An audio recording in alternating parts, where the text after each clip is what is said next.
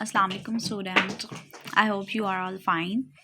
आज को जो मैं आपके लिए टॉपिक लेके आई हूँ वो है हमारे पास isomerism in coordination compound. Actually isomerism होता क्या है? आइसोमरिज्म एक ऐसा कंपाउंड होता है जिसका मॉलिक्यूलर फार्मूला सेम होता है, लेकिन उसका जो स्ट्रक्चर फार्मूला होता है ना वो डिफरेंट होता है। ठीक है, तो उस फिनोमेना को हम लोग आइसोमर्स कहते हैं और इस फिनोमेना को आइसोमरिज्म कहते हैं।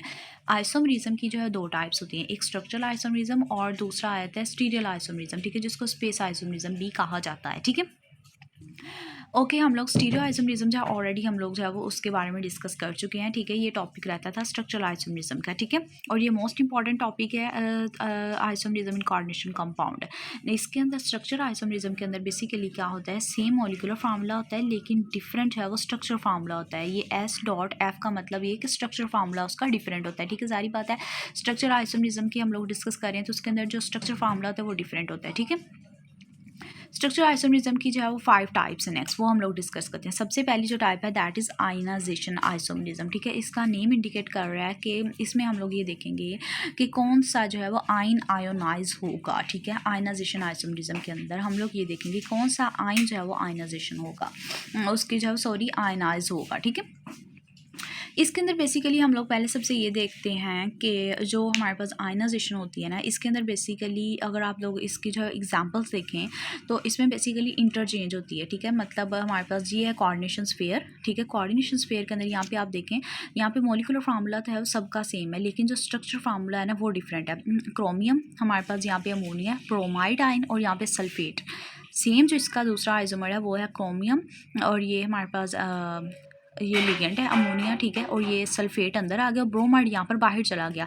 मतलब यहाँ पर होता क्या, आयनाइजेशन के अंदर बेसिकली होता क्या है कि डिफ़र आ जाता है। अरेंजमेंट जो होती है ना एनाइन आयन की, उनकी जो अरेंजमेंट होती है ना स्ट्रक्चर फार्मूला के अंदर वो डिफरेंट होती है। ठीक है, इसी की बेस पे इसको आयनाइजेशन आइसोमरिज्म कहते हैं। ठीक है, कि मतलब हमारे पास बिटवीन द स्फीयर की इन साइड पे और आउट साइड पे जो आयन होते हैं ना उनकी जो है वो जो अरेंजमेंट होती है उनके अंदर डिफरेंस आता है। ठीक है, आयनाइजेशन आइसोमरिज्म के अंदर। आई होप कि आपको मेरी बात अच्छे से समझ आ गई होगी।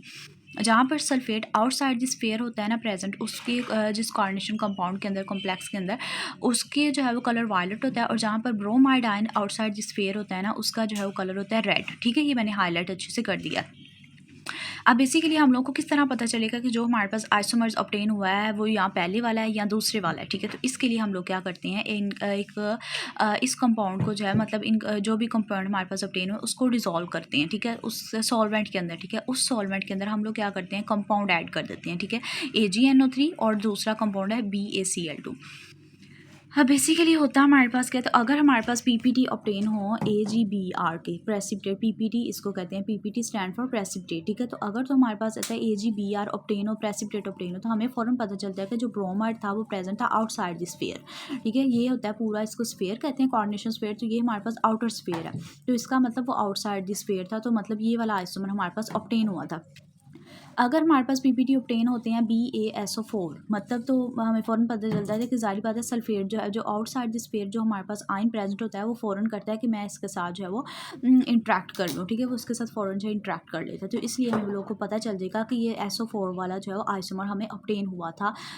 तो ये वाला आइसोमर्स था। ठीक है, जो अगर जो पहले आउटसाइड पे मतलब इंट्रैक्ट कर लेगा ना, जो हम लोगों ने कंपाउंड ऐड किया, तो हम लोग को फ़ौरन पता चल जाएगा कि यही वाला जो है, क्योंकि ये वाला आइसोमर हमारे पास है। Br ने किया तो इसका मतलब ये वाला आइसोमर था, SO4 ने किया तो मतलब ये वाला आइसोमर हमारे पास ऑब्टेन हुआ है। ठीक है, आई होप कि आपको ये वाली टाइप जो अच्छे से समझ आ गई होगी।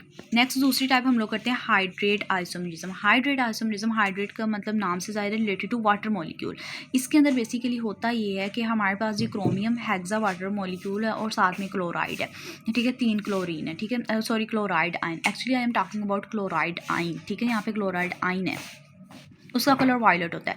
अब बेसिकली होना यहाँ पे कहेगा ओके जी। नेक्स्ट हम लोग देख रहे थे हाइड्रेट आइसोमरिज्म, मतलब वाटर के मॉलिक्यूल के साथ किस तरह रिलेट करता है। अब इसमें जो है वो मतलब टोटल हेक्सा वाटर के मॉलिक्यूल है और क्लोराइड आयन है। ठीक है, तो वायलेट कलर है इसका, इसलिए हमारे पास हाइड्रेट रिलेटेड है वाटर के। तो इसमें होना क्या है, वाटर के मॉलिक्यूल की जो डिस्प्लेसमेंट होनी है। वाटर के मॉलिक्यूल जो है बेसिकली स्फीयर से जो है इन साइड द स्फीयर और आउटसाइड द स्फीयर जो है बेसिकली किस तरह जाते हैं। ठीक है, मतलब वाटर के मॉलिक्यूल यहाँ पे 5 हो गए और एक क्लोराइड आयन अंदर चला गया, 2 क्लोराइड बाहर आ गए और एक वाटर का मॉलिक्यूल बाहर चला गया, इसका कलर है लाइट ग्रीन।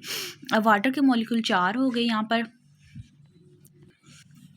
वाटर के मॉलिक्यूल यहाँ पे 4 हो गए, 2 क्लोराइड आयन अंदर आ गई, एक बाहर चला गया, 2 वाटर के मॉलिक्यूल जो है बाहर चला गया। ये हमारे पास आता है जी आउटसाइड द स्फीयर 2 प्रेजेंस, इसका कलर जो है डार्क ग्रीन होता है। वाटर के मॉलिक्यूल की जो डिस्प्लेसमेंट होनी है inside and outside basically sphere से, उन्होंने अंदर इनसाइड से स्फीयर से आउटसाइड पे जाना है, ठीक है।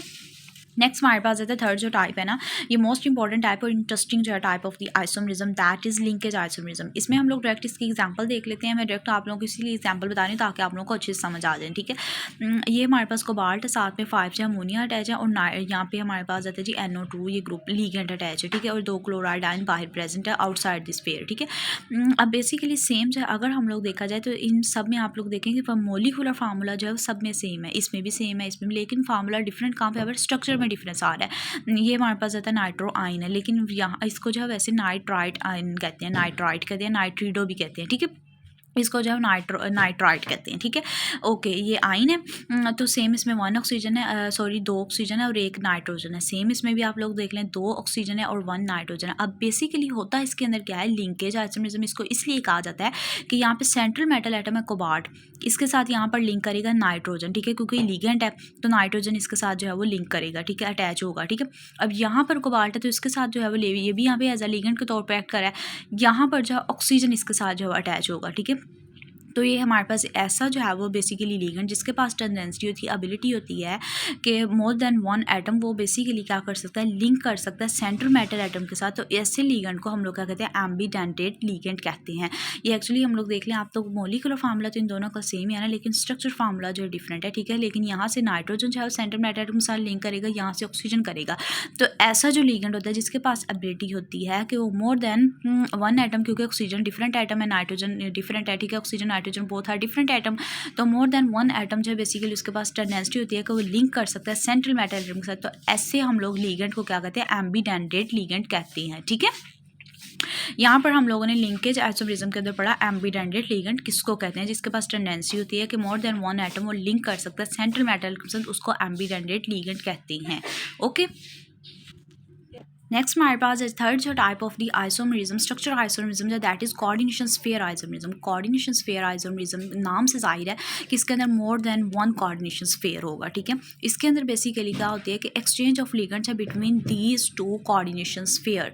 2 कोऑर्डिनेशन स्फीयर के दरमियान लिगेंड जो है वो एक्सचेंज होता है, मतलब एक कोऑर्डिनेशन स्फीयर से दूसरे जो है वो कोऑर्डिनेशन स्फीयर के अंदर जो है लिगेंड जाता है, ठीक है। मोर देन जो है वो एक कोऑर्डिनेशन, इसके अंदर समटाइम ऐसे था सेंट्रल एटम भी जो है वो भी एक्सचेंज हो जाता है, ठीक है, एक स्फीयर से दूसरे स्फीयर में सेंट्रल एटम चला जाता है। अब इसकी हम लोग एग्जांपल देख लेते हैं, ठीक है।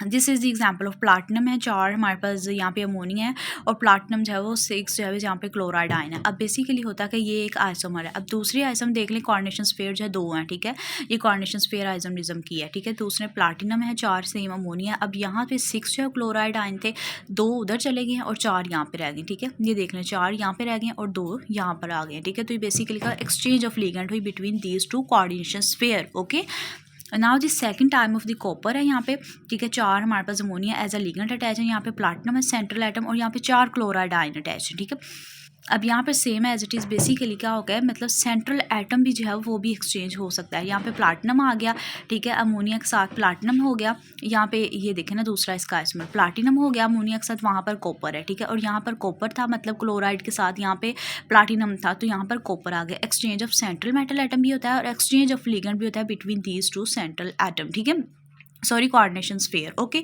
आई होप कि आपको यहाँ तक समझ आया। अब नेक्स्ट जो हमारे पास टाइप है पॉलीमराइजेशन आइसोमरिज्म। पॉलीमराइजेशन आइसोमरिज्म वो होते हैं कि जहाँ पर जो कोऑर्डिनेशन स्फीयर होते हैं ना वो बेसिकली एग्जिस्ट करते हैं इन दी फॉर्म ऑफ पॉलीमर, उनको हम लोग पॉलीमर की फॉर्म में जो है एग्जिस्ट करते हैं, उनको पॉलीमराइजेशन आइसोमरिज्म, मतलब यहाँ पे एक्सटेंशन होती है।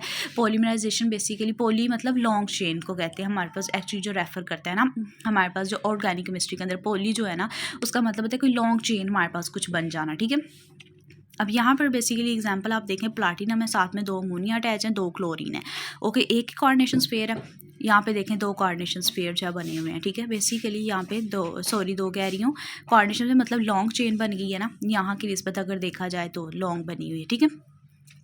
ये 2 यहाँ पे कोऑर्डिनेशन, यहाँ पे ब्रैकेट आनी है, ठीक है, लेकिन यहाँ पे इन्होंने नहीं लगाई, यहाँ पे मिस प्रिंटिंग है, ठीक है। अब हम लोग देख लेते हैं, इसके में बेसिकली 2 लिगेंड है, ये अमोनिया और 2 क्लोराइड आयन है, ठीक है। 2 लिगेंड हो गए, तो ये 2 2 अमोनिया की रेशो और 2 ही जो है वो क्लोराइड आयन की रेशो। तो 2:2 टोटल कितनी होगी 4 रेशो, और 1 है एक सेंट्रल एटम, ठीक है। 1:4 मतलब लिगेंड 4 होगी और उसकी टोटल। अब एक कोऑर्डिनेशन के अंदर मतलब ये कि रेशो जो है वो चेंज नहीं होनी चाहिए। तो इस पे टोटल बेसिकली अमोनिया कितने हो गए 4 और यहाँ पे क्लोराइड आइन हो गए 4। तो मतलब जो हमारे पास लॉन्ग चेन बनी है उसके अंदर ओवरऑल जो है एक कोऑर्डिनेशन स्फीयर के अंदर जो रेशो है उसकी टोटल 4 है, ठीक है। यहाँ पर एक के अंदर पूरी 4 है, वहाँ पे 2 है ना, दोनों की अलग अलग 4 है, मतलब उसकी भी 4 है उसकी भी 4 है, मतलब रेशो जो है वो चेंज नहीं हुई, ठीक है। आई होप कि यहाँ तक आपको अच्छे से समझ आ गया होगा, क्योंकि मैंने काफ़ी अच्छे से एक्सप्लेन किया जाए। अगर इसके रिलेटेड कोई भी क्वेश्चन है तो आप लोग मुझसे कमेंट सेक्शन में पूछ सकते हैं। लाइक करें, शेयर करें वीडियो को, कमेंट करें, चैनल को सब्सक्राइब करें। अल्लाह हाफिज़।